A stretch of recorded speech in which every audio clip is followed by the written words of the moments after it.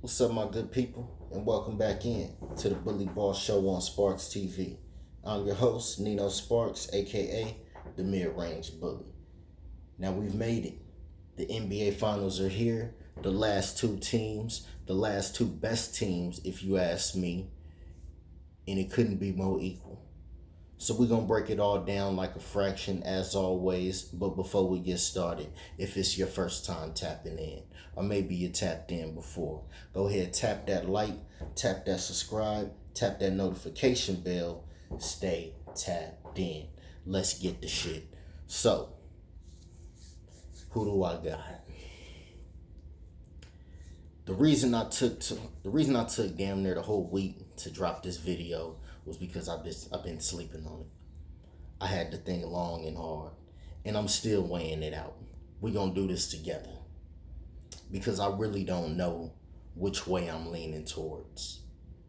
On one end, I hate the Celtics.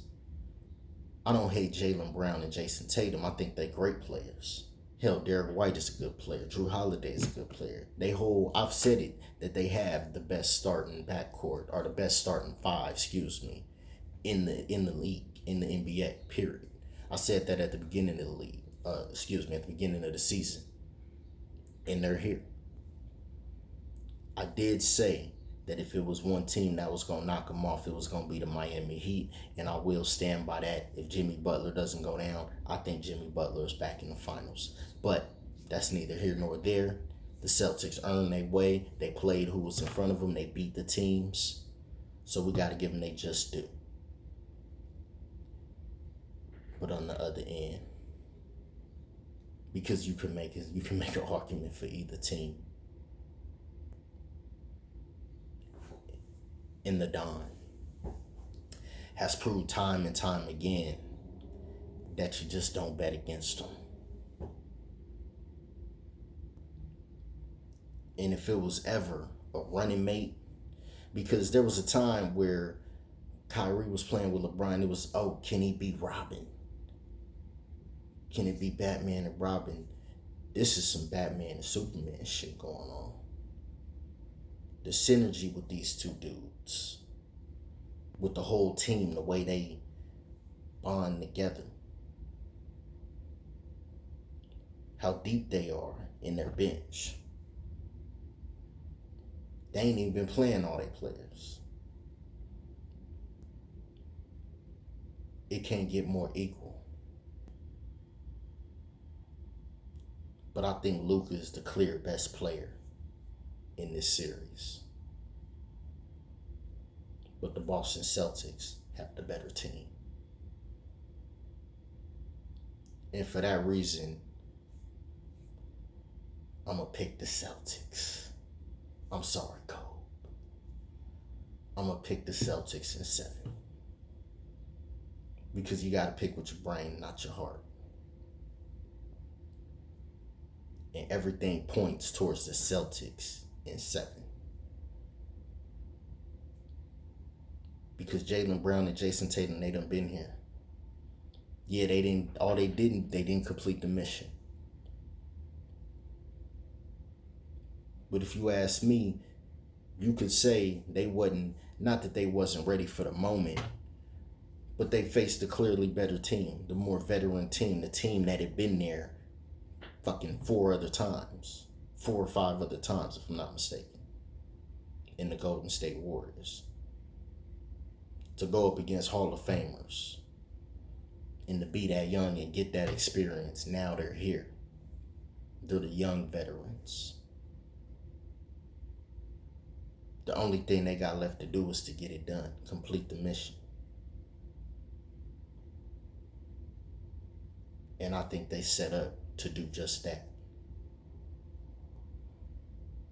Now let's break down the matchup. The Celtics have the luxury to play man this whole series.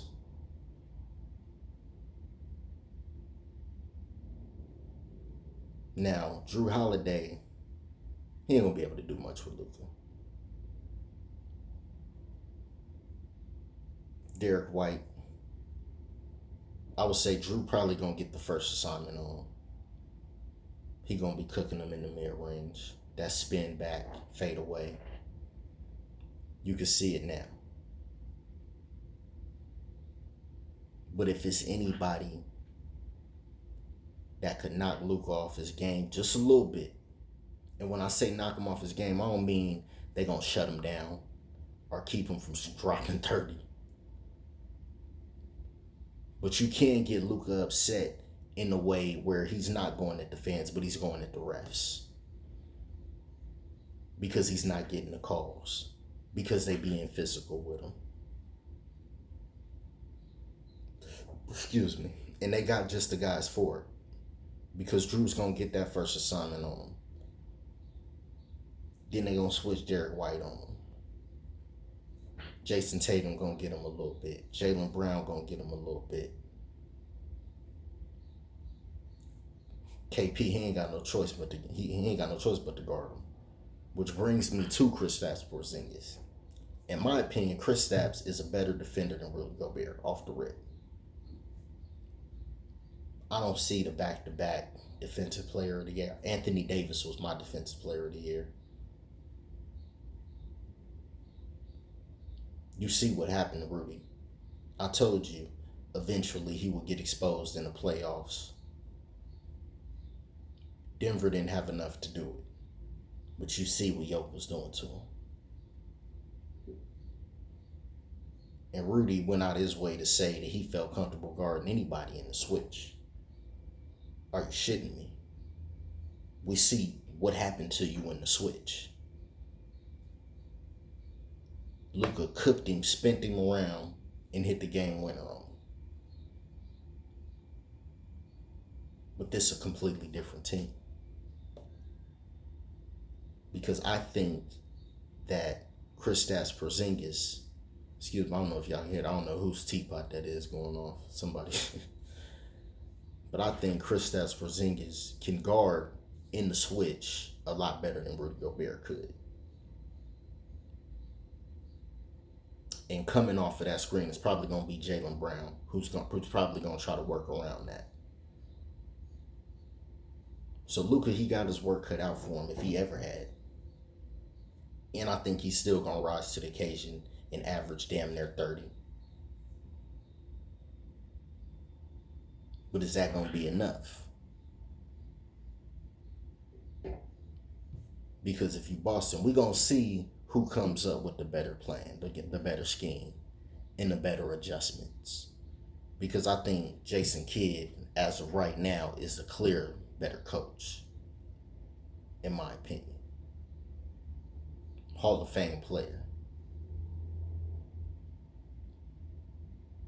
But we're going to see who comes up with the better scheme. And the reason I say that is because Luka, on the other end, he's going to have to guard somebody in this series. There is no hiding out on Rudy Gobert. Because if you put Luka on Porzingis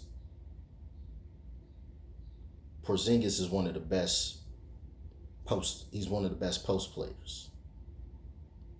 He should be 7 feet fucking tall. 7'3" or some shit. So you try to put him, he's smart enough to get the switch every time. Or to call for the ball, every time. And the Celtics players are smart enough, they got a high enough IQ in Drew Holiday, Derek White, and Tatum and Brown, where they're going to find him, they're going to give him the ball. So he try to guard him in the post, he going to turn over and shoot on him. Derek Lively, Gafford, I think you start with Lively because he can move better, because he's going to have to guard. So who do you put Luka on? Because you're not going to be able to hide him out on Porzingis. Because he's either going to shoot the three over him, or like I said, he's going to post him up. Porzingis has a full, we'll see how much he can go. If he's at least 80%, Dallas got their work cut out for him. Because I don't think Lively could guard him. And we'll see if Boston is smart enough to find him the ball. Because that is another thing for Boston. One of their Achilles heels is that their offense gets stagnant at times. Jason and Brown, it becomes ISO ball and everybody else standing around. With Jrue Holiday being the vet that he is, hopefully he can get everybody organized and they can run actions and they can move and keep a motion to their offense, because on the other end, it's poetry in motion, baby. Luka and Kyrie taking turns, it don't even look like that. It's just motion. And they gonna get their guys involved. So Boston has their work cut out for them on the defensive end. And we'll see how that works out. Like I said, we'll see who makes the better adjustments.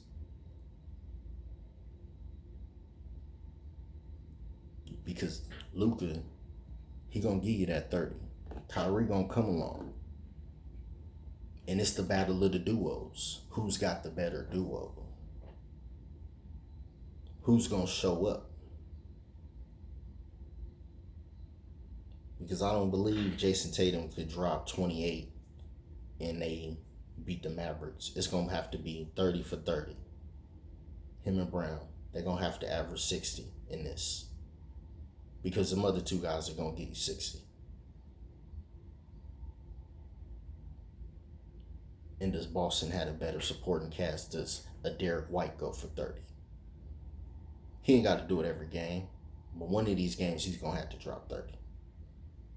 Jrue Holiday gonna have to get 25.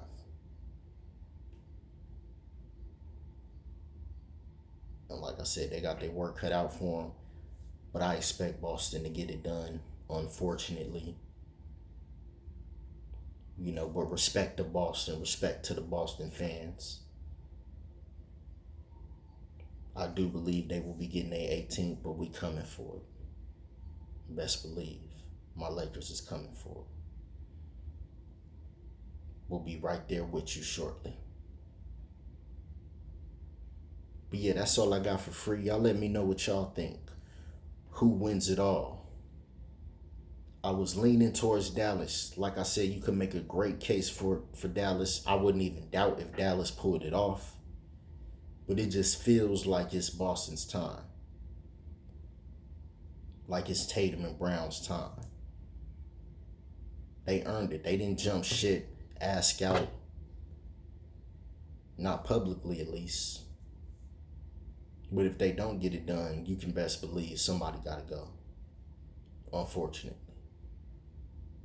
Because you can't make it to two of them and not get it done and stay pat. But y'all let me know what y'all think in the comments section. Who you got and why. How many games. I got Boston getting it done in 7. Low key, I hope I'm wrong. Just for Lakers' sake. But y'all let me know what y'all think. I'll tap back in later. Peace.